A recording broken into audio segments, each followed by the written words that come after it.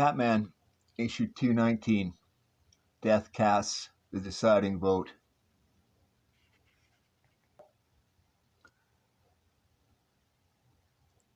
If I could have guessed then that my first venture into the murky world of politics would have gotten me arrested as Bruce Wayne by the FBI aboard a Washington bound plane as a hijacker, would have split Bruce Wayne and Batman into two separate entities, and topped that with the biggest aerial act ever put on over Washington, D.C., without a shoot. I'd never have entered the roll call rat race where death casts the deciding vote. If only I'd known that fateful day I entered the state capitol building what I know now, but any fool can have hindsight. I'd come to the lobby for public funds to augment my privately funded VIP, Victims Incorporated program, already beyond my means. Yes, Mr. Wayne, I have you down on my calendar for 4 o'clock. I'll see if the Governor Putnam is free. Oh, I'm sorry, sir. Didn't realize you had. Quite all right, Miss Hopkins. My visitor didn't come in the usual way. Besides, I wanted Mr. Wayne to meet him. Show him in, please. You two have a common cause, Bruce, the burning desire to combat organized crime. This is the elder gadfly of our party in the nation's capital, Old Silvermane, Senator Lincoln Webster, the mouse who roars like a lion, as my less worthy opponents fondly call me, and I'll continue roaring till these weak-kneed ninnies act on my bill. Link's strong anti-crime bill is coming up for a vote on the Senate floor tomorrow morning, Bruce, so he flew in to plot party strategy with me, strictly off the cuff, you understand. The governor has shown me your proposed legislation, Wayne. Very impressive. But my bill is designed to put your lobby out of business. S 102 320 will prevent Victims Incorporated or otherwise. I've read it, Senator. Yes, it will go a long way toward curbing crime, but I'm afraid. I like you, Wayne. You don't pussyfoot with me. You're right. I'm afraid too. We'll always have victims. But as you know, this is not just a local issue. I'd like you to come back to Washington with me. There are some influential people who might append your ideas to a federal bill on health and welfare. This is more than I expected, sir. In my business, Wayne, you don't expect anything. You fight for it. I know, Governor. The back door out. As far as anyone knows, I'm still in Washington, D.C.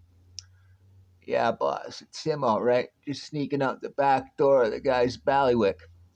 Has to be him, according to our informant. Pass the word on to the boys at the airport. Guess his cloak and dagger routine is necessary in inter-party politicking, Senator Webster. Wouldn't want the opposition to get wind of. More than that, Wayne, there are powerful forces in the underworld who might stop at nothing to prevent my bill from going through. Arriving at the air terminal, this commuter special is light loaded, sir. No trouble picking up a ticket. Ordinarily, I'd use my private jet, but with this trip, this procedure is wiser. Take any available seat, Mr. Jones, Mr. Wayne. Jones? Incognito and tourist class. You've gone to great lengths, sir, to blend with the common man. I hope never to rise above them. Their common votes put me where I am. But two of the common men proceeded ahead to the control cabin where. Oh no, not Havana again. Now look, fellas, be reasonable. This is a short-range craft. We ain't going that far. We're buying time, not distance. Just turn north when we're airborne. Beautiful sunset, Bruce. Never fails to impress me with our insignificance. Ordinarily it would grab me too, but if we were flying south as scheduled, it should be on our right. On our right? But of course. We're off course. I'd better check with the captain. Cool it, fella. The crew don't need help from nosy passengers. What? I never did take to being pawed by strangers. You sit this one out, pal. I don't need instructions from nosy passengers. But his buddies were not only nosy, they were hard nosed. The little boy's room is back that way, mister. I didn't cotton to their sense of direction either, so when I gotta go, I go my way. Somehow they lost any further desire to push their point, and as I moved on, just as I thought, a Havana hijacker with a bad sense of geography, but I hadn't figured on his being backstopped. And as old Silvermane told me later, tie him up and dump him somewhere out of sight. Don't want these nice, peaceable folks disturbed by a hijacking nut. Huh? Senator Webster rose to his full 5 foot height of outraged indignity and, just what in tarnation do you think you're doing? I'll personally vouch for this man. I wouldn't, Grandpop. We've had this joker under surveillance since he came aboard. FBI, folks, relax. Everything's under control now. Is it? Something smells to the Capitol dome here, but I can't reveal my identity to throw weight. Better relax. Nothing more can happen to Wayne in flight. Later, we'll see. I'd known it had to end up this way, and it suited my plans perfectly. Alone in the food compartment, one guard outside. There comes a time when Bruce Wayne is helpless, but I didn't need hot coffee to wake me up, but it served a better, if more painful, purpose. Batman isn't. Saturating the dry rope enabled me to stretch it enough to loosened up like limp spaghetti. Here we go. A convenient supply of Mae West, with their self-inflating mechanism, helped fill Bruce's empty clothing. It'll pass a cursory inspection in case anyone is in a position to get curious after I make my appearance.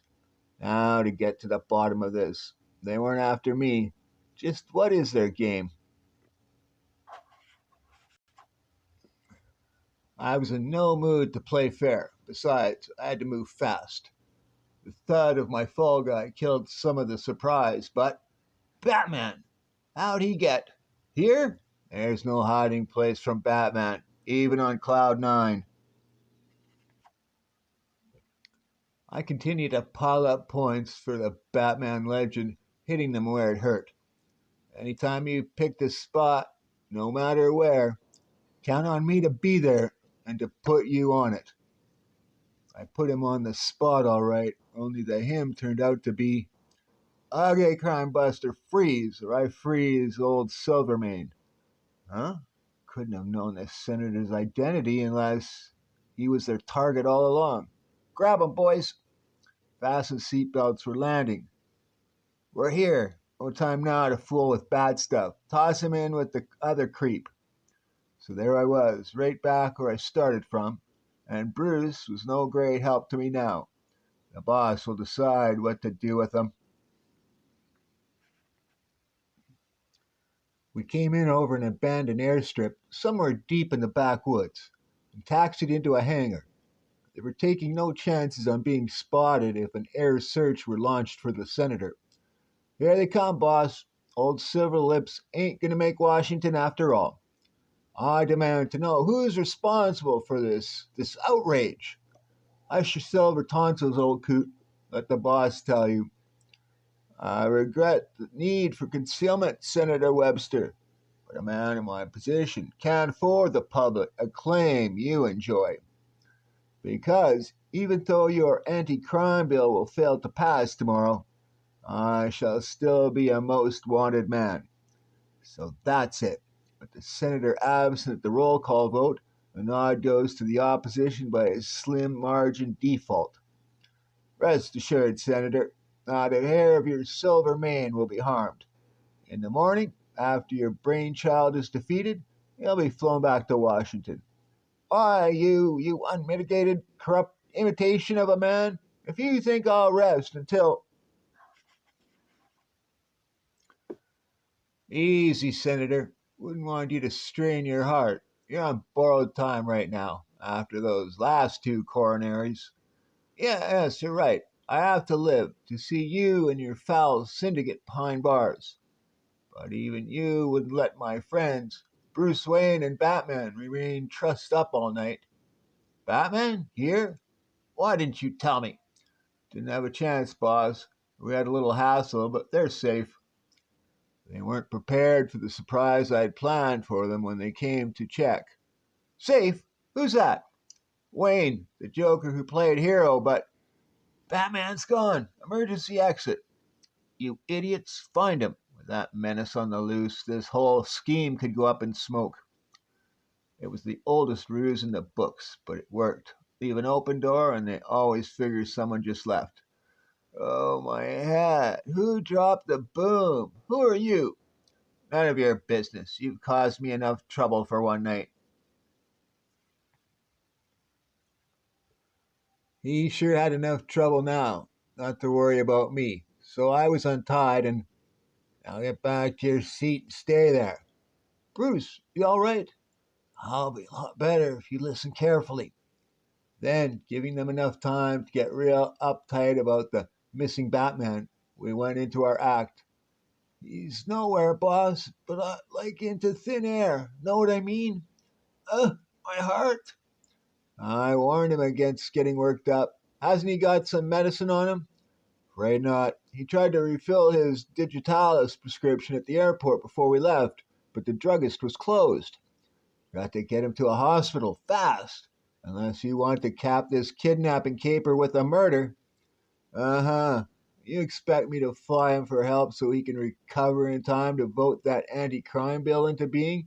You got to be nuts. You're the nut. The last thing you need on your hands now is a dead senator. When the news hits the Hill, every fence sitter in the House will swing over to his bill. His death will guarantee passage. Washington lingo for Congress. Boss, there's a bush pilot medic about 10 miles from here. We could radio him. You haven't the time. You can fly him there faster. You heard the man. Get this heap into the air.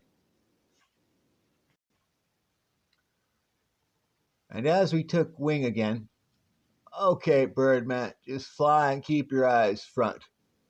In the pilot's closed compartment, the nose wheel housing access door sprang open and Batman! Yay! He comes from nowhere, everywhere.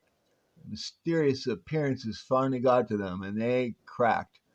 He just vanishes, and then he pops up, and I seem to remember I owe you boys something. Not that I'm vengeful, but you like a handy boy with a gun, son? Cover him for me. I've got a pressing date up front. With the door shut behind me and the crew's eyes frozen ahead, I yanked the valve releases on the Mae Wests that had inflated my costume. When the wheels came up on the takeoff, tripping the inflate cord I'd tied to the hydraulic mechanism during our brief stay on the ground, I'd used that emergency exit to good purpose, returning in time to become Bruce Wayne once again. Change course, man. That heart attack was a fake. New destination? The original one, Washington, D.C. And then, on our approach to Washington Airport, as the wheels came down, the suction yanked out my deflated costume, snapping the tie cord. Sure is a mystery how Batman appeared in midair and disappeared just as completely, eh, Senator? Beyond my poor comprehension, Bruce, but I do know, once I get my bill passed, organized crime will do a disappearing act too. And so, Al, if you can see what happened, and the masked marauder, one of the brains behind the mob, became the first victim of the old Silvermane's brainchild. Funny thing, though, last thing Senator Webster said to me was, Bruce, ever think of running for senator? I say, sir, can't think of a better man for the job. Anti-crime bill passed.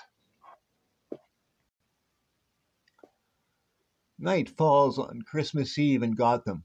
The sidewalks bustle with last-minute shoppers. A peaceful, almost heavenly scene. Would injustice and tragedy dare creep in? There is too much contrary experience to believe otherwise for the Batman. Then, as the eerie bat signal shimmers against a snow filled cloud, the atmosphere takes on a celestial composition. For 2,000 years, mystics have experienced the many mysteries surrounding Christmas. Tonight, there will be one more: the silent night of the Batman. What's the emergency tonight, Commissioner? No emergency, Batman. Quite the opposite, in fact. I called you in because Christmas Eve is not a night for you to be out patrolling. 'Tis a season to be jolly. Like the saying goes, you know it and I know it. Now tell them. Crime and disaster aren't inclined to observe holidays. Tonight is going to be different. I know it. He sounds almost inspired, but nothing ever happens by just saying it. Come on, Batman, how about contributing your deep vocal cords to some Christmas carols? Why not? I can enjoy myself until something happens. Hmm.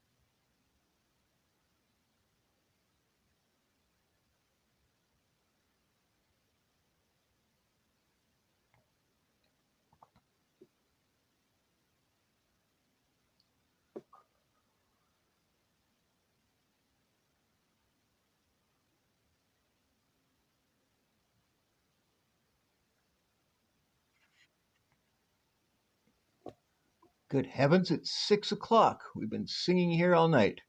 We haven't been disturbed by one report of robbery, murder, drug peddling, anything. It's like the spirit of Christmas peace took hold on everyone. But what is the Christmas spirit, Batman? Might it not be you or I? What? My eyes playing tricks. Huh? Amazing. We've been waiting here all night and not a single call has come in for you. It appears the investment you put into this city is paid off tonight, giving you a night off. Investment. Spirit of Batman, Christmas spirit? As the spirit of the peaceful night becomes one with the city, dawn creeps and covers the skyline, and a new day begins. For 2,000 years, mystics have experienced the many mysteries surrounding Christmas. Today, there is one more: the silent night of the Batman.